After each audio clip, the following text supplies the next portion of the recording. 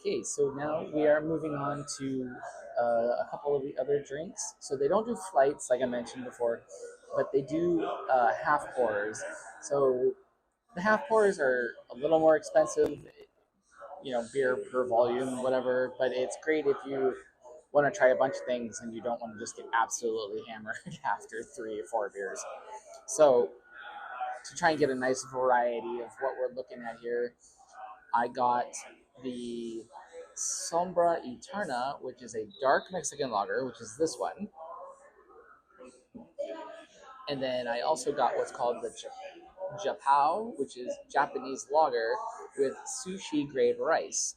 This is the only brewery that I have been to that has made the distinction of using sushi grade rice in their Japanese rice lager. So we're going to see if that makes a difference or not. I think I'm going to start with that one. So Japanese rice lager, I am expecting a very crisp, clean, refreshing beer. A nice palate cleanser from something like I just had, which was the coffee stout. This should be, um, this should just be super refreshing, super nice. It shouldn't be overly bitter. It shouldn't be hoppy. Um, we're looking at just nice, even flavors. It smells good.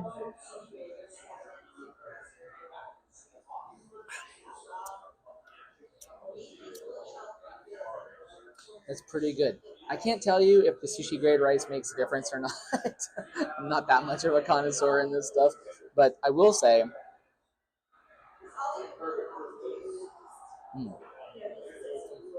it is nice. It is very crisp. It is very clean. It's not. It is not. What do I want to say? It's. I have had other crispy rice lagers that I feel are a little crispier than this. Um, So that could be that sushi rice makes the difference um, with the overall taste. But you can't go wrong with this. This is a good beer. It's a great in between something heavy and then if you're doing something else heavier, and which we're going to find out the dark Mexican lager. So Mexican lagers also are on that spectrum of crisp, clean, uh, just really refreshing beers. Not a lot to them. They're not hoppy. They're not bitter. They have a nice, even palate taste to them. But with the introduction of the dark, which I don't actually know what makes the dark Mexican lager, so I'll have to look that up.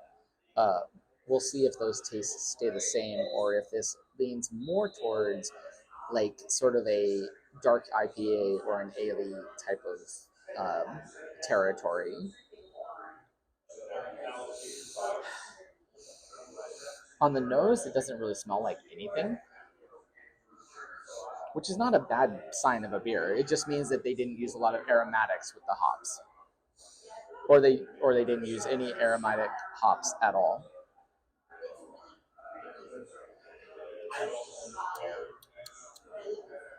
Hmm.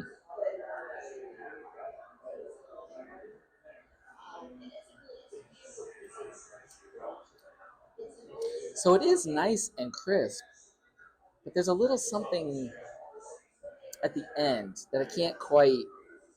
I'm not sure how to.